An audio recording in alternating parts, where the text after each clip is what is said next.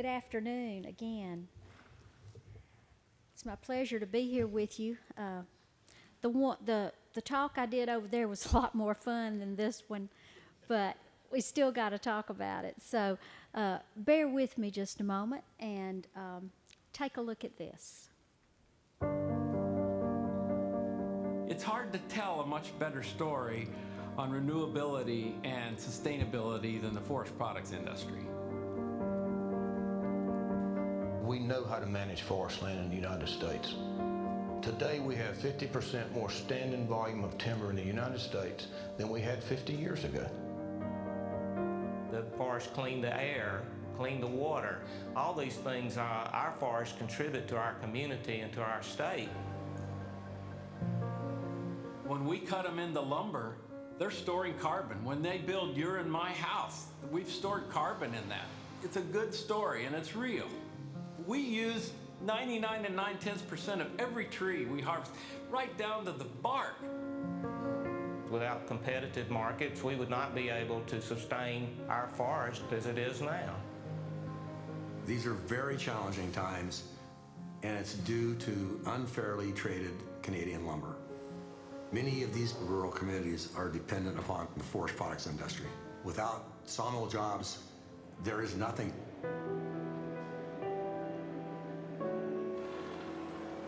The lumber industry is in our blood. It's who we are. It's what we have to make a living off of. Fair trade is crucial. If we're unable to have viable markets, then certainly our forest land in future generations could be converted to other uses that may not provide the clean air, the clean water, the wildlife habitat, and the recreation that improve our quality of life. It is time. We need a level playing field. We. Mill workers. Business owners. Tree farmers. We demand. We demand. Fair trade. Fair trade. All we are asking for is fair trade.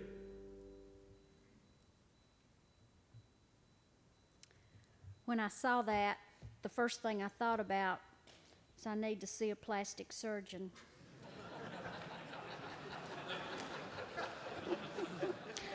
But what the heck, when you're over 60 years old, you don't have that, you won't get very much of a return on your investment, so I'm not ready to go under the knife. But in all seriousness, I'm not the one that's supposed to be speaking to you. Zoltan Van, I can't say him, Heinigen, with the U.S. Lumber Coalition, is the expert, and he was unable to be here today, so he asks me to extend his apologies for not being able to be here. But I am serious about this. Unfair trade in Canada hurts our U.S. mills and our U.S. landowners. I became a landowner in 1986 with the first purchase of forestry land in Bleckley County. I'm telling you, that was a high point for my family. I can hardly even talk about it without getting emotional. But unfair trade is going to hurt 11 million private landowners across this country. That's a big deal. This lowers mills' wood fiber needs. It puts facilities at risk of permanent closure. Now that's a whole nother story that we could talk about, and we could put a lot of statistics up here. Fewer U.S. lumber producers, fewer producers of our trees. As private timber landowners, we must engage this issue with the sawmilling industry. We're connected.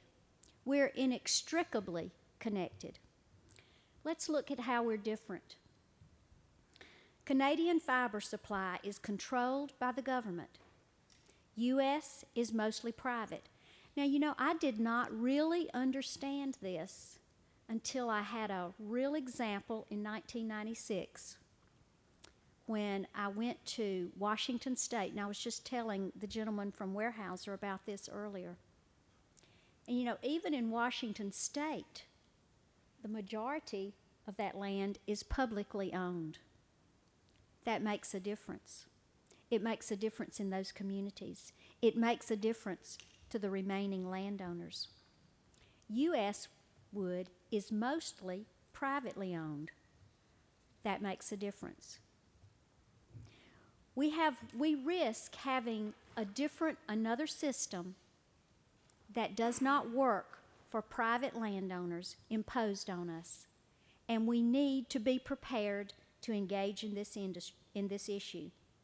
Provincial governments don't act like private landowners.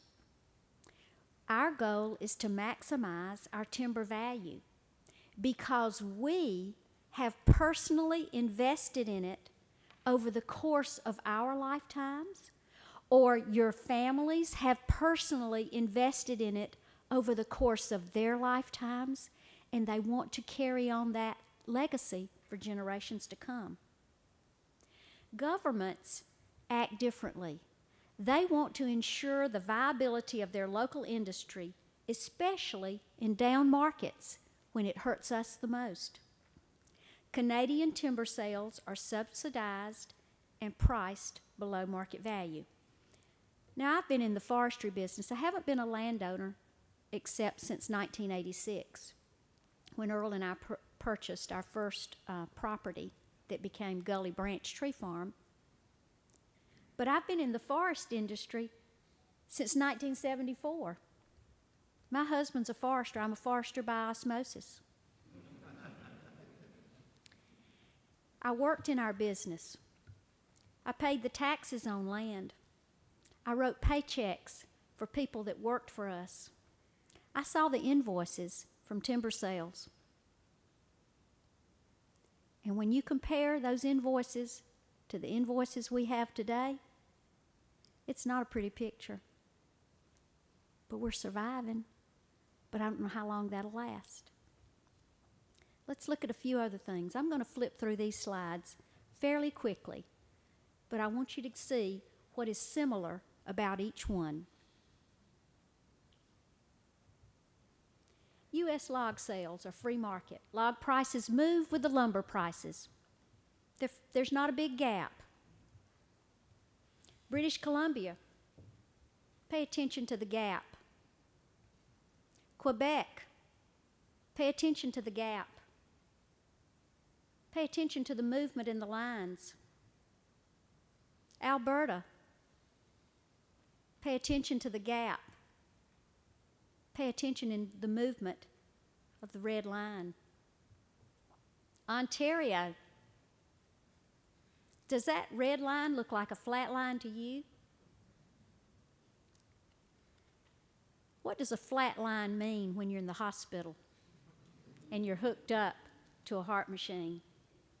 It is not a good sign. And that's what it means for us private landowners. It's not a good sign.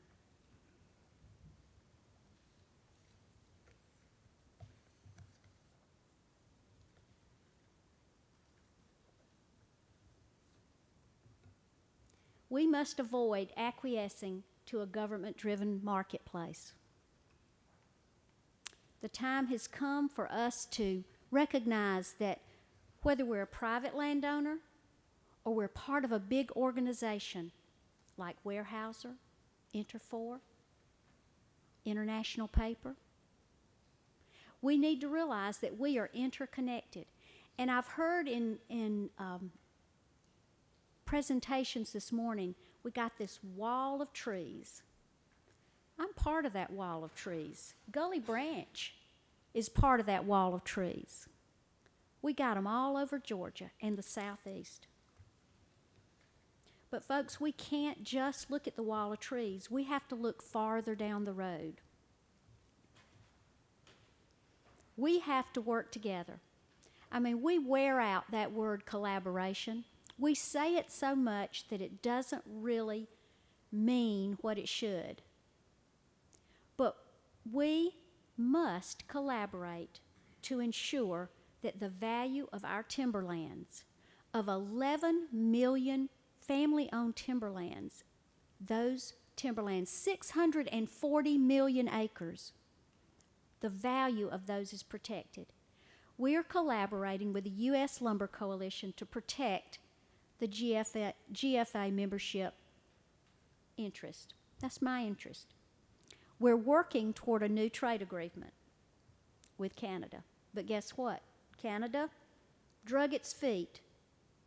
And the trade agreement expired in 2015. By the way, it's 2016.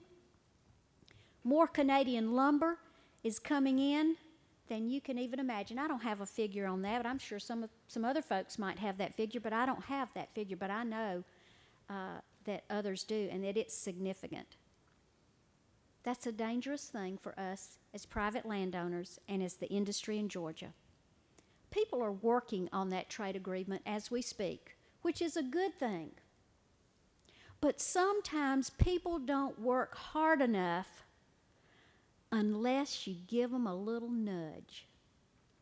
And ladies and gentlemen, you and I need to start nudging our folks to work hard on this agreement, because it makes a difference, not just in my lifetime. It's going to make a difference in the lifetime of your children and your grandchildren for a variety of reasons. The quality of life that we experience here in Georgia is a big deal. We don't want to have to engage in trade cases if this agreement is not reached by the end of October. That's an expensive, timely, costly process that may not give us the best outcome. Now, I'm a school teacher, so I want to share with you a little example that I hope catches your attention. No, I'm not talking about making lemonade out of lemons. That's not what I'm talking about. But I want to tell you a story about a little girl named Sally. And she went to her parents and she said, I want to open a lemonade stand in my neighborhood. And you know, these parents, they're thinking, my child is an entrepreneur. Is not this the grandest thing you have ever heard of? Sally, whatever we need to do, we're going to make this lemonade stand a reality. So they take Sally and they take her to the grocery store. And they buy lemons and they buy sugar. And they say, hey, you know what? Let's go to another store and let's get you some poster board and some paint and some markers and some ribbons. Hey, and let's get some balloons too. We're going to make you a great lemonade stand. That's what every parent would do, right? But guess what? Sally lived in one neighborhood and Sam lived in another neighborhood not too far away, just across the county line. Or maybe just across, the next road. And Sam went to his mom and dad and he said, I want to have a lemonade stand, Mom and Dad. And it was the weather like we're having now. And his mom and dad said, our son, the entrepreneur, hallelujah. And so this is what they said to Sam. They said, Sam, go get your piggy bank. We're going to the store, and you're going to use your savings to buy the sugar and the lemons. And then his dad said, hey, we're going to go down to the store. We're going to build you a lemonade stand like nobody else's. But Sam, go get your piggy bank because you're going to need to pay for that. And so Sam says, I can do it. I've been saving this. We're going to do this, Dad, because I can make some hard-earned money this summer. So Sally puts up her lemonade stand. Sam, equally proud, parents equally proud, he puts his lemonade stand up. Somebody rides by Sam while they're putting up the stand. Sam's stand one day and said, Sam, Mom, Dad, I'm sorry, but you need a permit It was EPA. I mean, it was the Homeowners Association. And he said, Sam, you need a permit. It'll be $25. And Sam said, okay, I'm going to do it. I'm going to get my permit to have my lemonade stand. So Sam's got his lemonade stand, and Sally's got her lemonade stand. Sally's charging 10 cents a glass for her lemonade. Guess what Sam is charging? Because he's an entrepreneur now. He's just spent his hard-earned money. I mean, he's 6 years old. He's been saving all his life. He has to charge 50 cents for his lemonade. Do you get the picture, ladies and gentlemen? Next summer, Sally has her lemonade stand.